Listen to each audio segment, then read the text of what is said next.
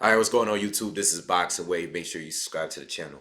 So I'm gonna go over this card, this top rank card that was on ESPN Plus last night that I wasn't able to see live, but it was a pretty good card. It was actually a very good card. All right, we had Carlos Adames against Patrick Teixeira, and then we had Carl Frampton against Tyler McCreary, and then after that, the main fight was Oscar Valdez against Adam Lopez. All right, now Lopez was a replacement fighter, okay, because Gutierrez, the guy that was supposed to be fighting Oscar Valdez, was 10 pounds overweight.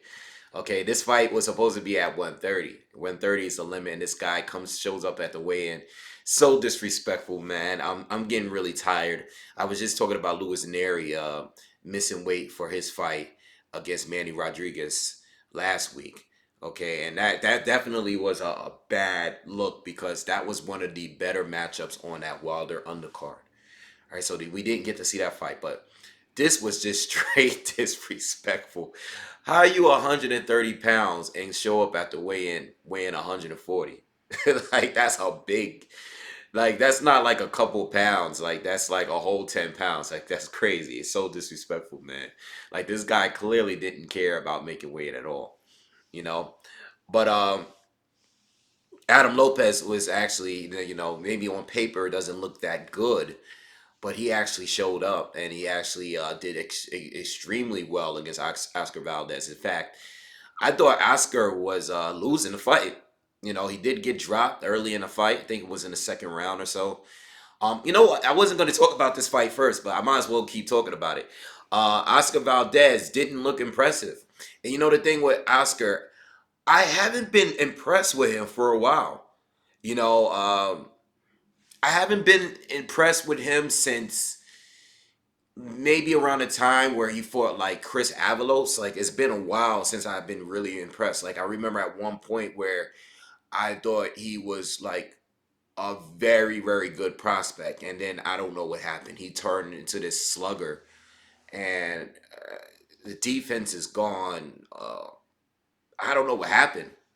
You know, I think he fell in love with his power and he stopped setting up the shots, and um yeah, he just became some kind of slugger. I mean, look, and he's getting wins. He's still getting stoppages, as we can see. But I don't think he looks as impressive in his last few fights, even though he won these fights. He took a lot of damage in each fight. You know, so this was his first fight going up at 130, along with Carl Frampton. I actually really would have liked to see that fight. I wanted to see that fight at 126. And I definitely still wanted to see it at 130. Now, Carl Frampton has been talking a little bit about retirement and stuff like that. I think he's looking to just pick up one more title at 130. He's going to probably fight Jamel Herring. But all right, I'm jumping around, bouncing around all over the place. Uh, Oscar Valdez didn't look good in this fight. I thought he was getting outboxed thoroughly against Adam Lopez. Lopez was very slick in there. Great legs. All right, great lateral movement. Great boxing. I mean, very clean, nice, solid. He had a great 1-2. All right, great movement. Good defense. Um, very crafty, technical boxer, man, and quick hands. He's not even really a true 130 fighter, but he was definitely the tougher between of the tougher opponent for Oscar Valdez comparing to Carl Frampton. Carl Frampton fought Tyler McCreary, a guy that wasn't really that good on paper. Probably had a better resume than Adam Lopez, more fights as a pro, more experience. But Adam Lopez was by far the more difficult fighter, and I think Adam Lopez would have gave Carl Frampton a tough fight too. I mean, you look at the first round, you clearly see the difference between Adam Lopez and Tyler McCreary. Okay, Adam Lopez was definitely the better fighter. I mean, even on the inside, he was holding his own against Oscar Valdez. All right, so he drops him early. I believe the second round, like I said, it was a nice hook. I think it was it a left hook? Can't remember. I know he was throwing a combination. He came up with a left hook and dropped Valdez. Valdez was a little hurt. But Adam Lopez was doing his thing. I think Valdez started to put the pressure on him a little bit. And in that seventh round, he did hurt Adam Lopez, dropped him. Adam Lopez got up, was, giving him a fight. And at the very end of that round, Valdez landed a big right hand, and the ref kind of jumped in and stopped the fight. Lopez appeared to be fine. He looked like he was able to continue. Now, it's not the worst stoppage in the world. I think some people, I know the commentary, Dre and Andre Ward and uh, Tim Bradley were complaining, not really complaining bad, but they were basically saying that the stoppage was premature. I think it was a little premature, but it wasn't the worst stoppage I've ever seen. I mean, the ref did let the fight continue after the knockdown for quite some time. The only issue I have with the stoppage is I think he could have survived based on the fact that it was only 7 seconds left in that round. All right, you never know. What if he recovered and came back in that fight? I mean, he was doing well, being that he was up on points, uh, being that it was only 7 seconds in the round. Um, I think he should have let the fight continue, but it wasn't the worst stoppage. I mean, he was taking some big hits, and even though I think he could have continued, I mean, I don't know. He might have been burnt out. I don't know. It's not the worst stoppage, but he definitely was winning the fight in my eyes. Okay, I thought he was winning the fight. Even with him getting knocked down, I thought Lopez was winning the fight. So now they're pretty much setting Oscar Valdez up to fight Miguel Burchell. And I don't think, looking at that performance and looking at previous performances too, Oscar Valdez does have a puncher's chance without a doubt, but Burchell is one of the biggest hitters up at 130. And I don't really see Oscar Valdez winning this fight, man. Burchell is just a beast. He's been fighting punchers. He's been going to war with plenty of fighters at 130 already. So for this little guy to come up and gonna have to go to war. I mean, Oscar Valdez, the way that he's fighting, he's gonna go to war with Miguel Burchell. And Burchell is just too big of a puncher. He's too much of a heavy hitter. And like I said, Valdez does have a puncher's chance, but Burchell has fought bigger punchers than him. And I see Burchell just destroy Oscar. I don't think Oscar should have moved up in weight, but he's saying that he couldn't make weight. He was struggling to make weight. I mean, it is what it is. But I honestly don't believe that these guys wanted to really unify at that point or fight Shakur Stevenson, who is now the champion, WBO champion, down at 126. So he moved up and he got to fight Miguel Burchell, and I don't really see him having much of a chance winning, especially with this performance. And Adam Lopez is a different fighter. He fights differently than Miguel Burchell, but Burchell is there to fight. He's definitely going to be there to go to war if Oscar Valdez want to bring it there. And I just don't see Valdez winning that one. Okay. So let's move on to Carl Frampton against Tyler McCreary, which started out to be kind of slow. And I think after Oscar, I think Frampton, this guy McCreary, he was a little annoying earlier in the fight, because he was just a little like super overly confident. I don't know why.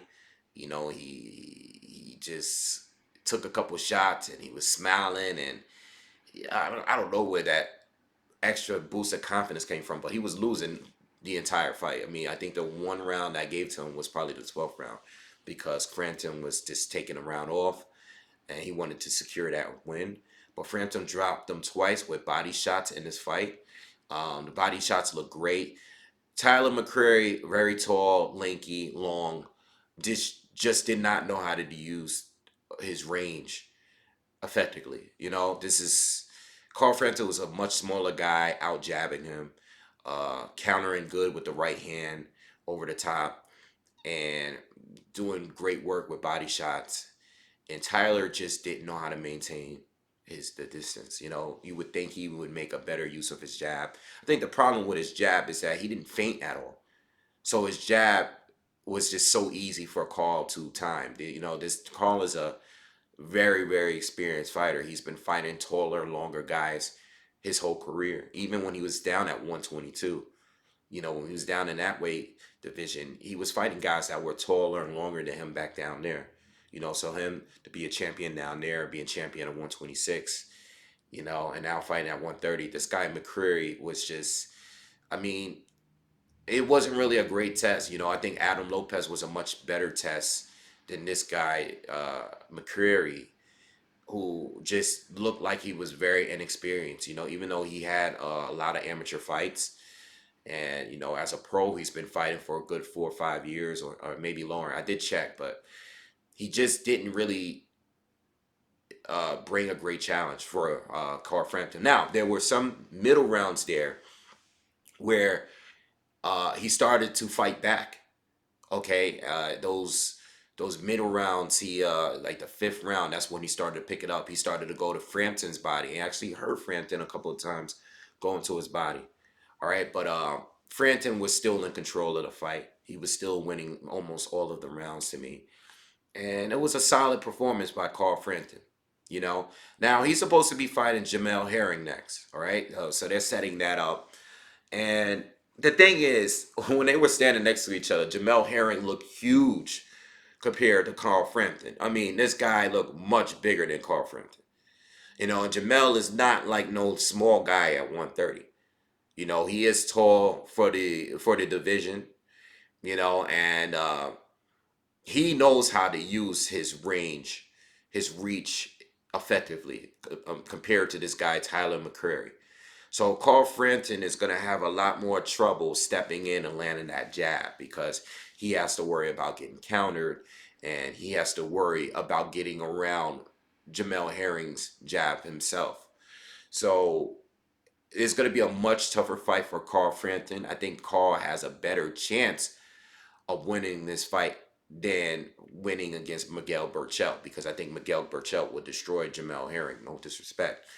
I like Herring, but I think Miguel Burchell is clearly the best fighter at 130.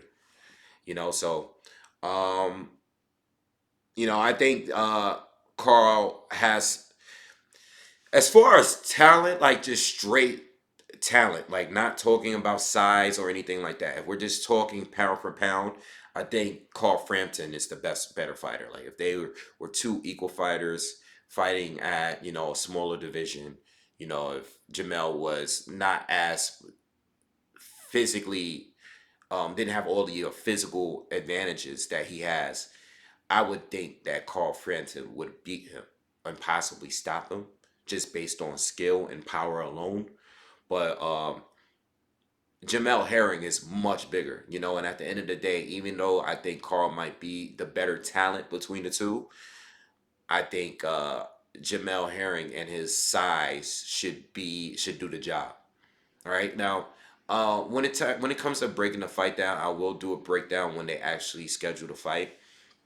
But I'm leaning a little bit towards Jamel Herring, just because of his size, his height, and his reach, And Jamel's just usually used to fighting a rangy fight like that. I know Carl is going to try to bring pressure, but I don't think I don't know if it's going to be enough. This is not Tyler McCreary. This is a completely different fight.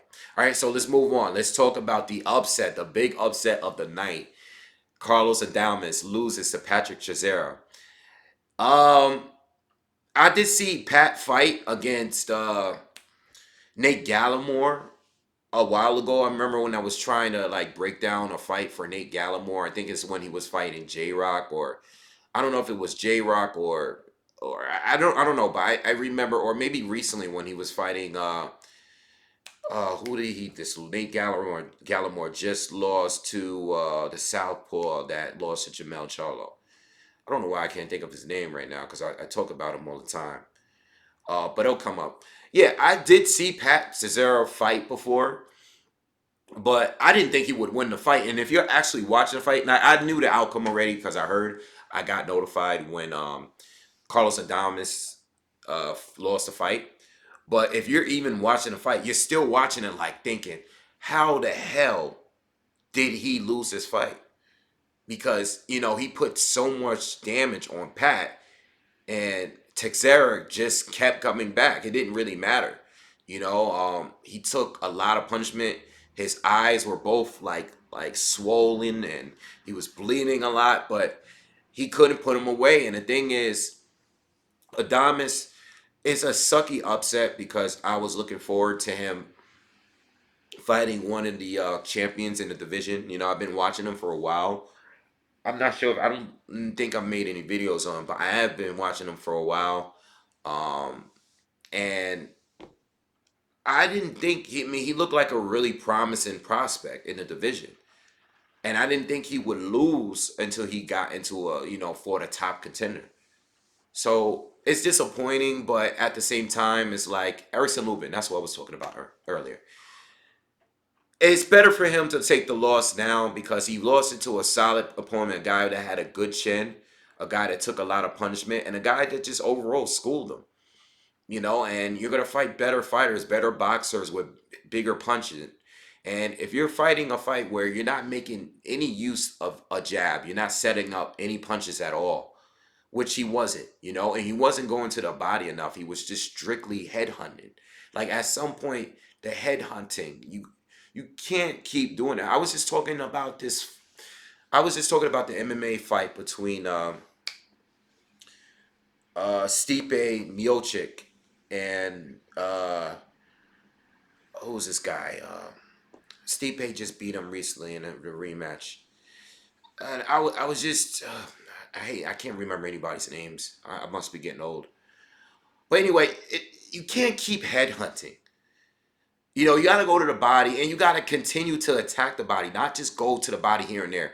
And Adamas is a good body puncher. I just don't know why he wasn't continuously going to the body because that's what was working for him. And then he kept going for his head. And I'm like, dude, this guy is outboxing you.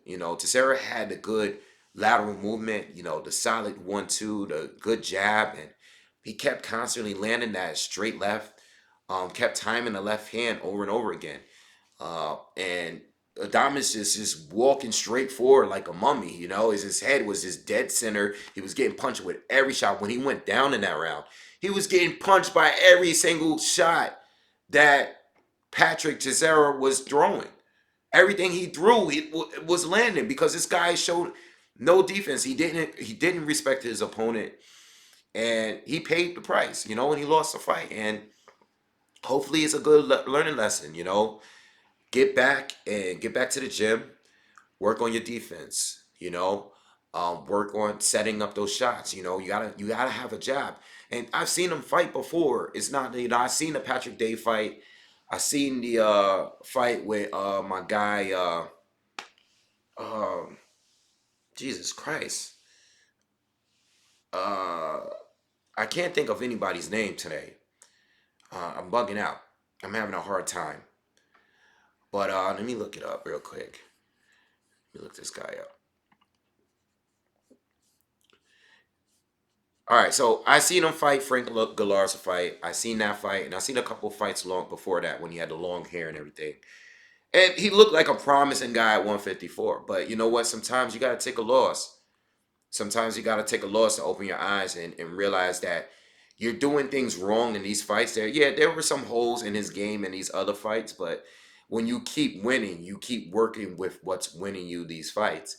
And he paid the price this fight. This guy was outboxing him. He couldn't knock him out, and he lost the fight. It is what it is. Huge upset and everything, but I would have definitely looked forward to Adamas fighting Jaime Manguia because this is for the interim WBO title at 154. But hey, you know what?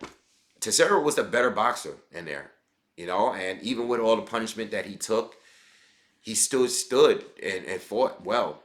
All right, so it is what it is. It happens. It's part of the fight game. All right, so listen, that's my end of my video here. Just wanted to go over that card. Let me know what you guys think in the comments. Make sure you subscribe if you haven't already, and I'll see you in the next one. Peace.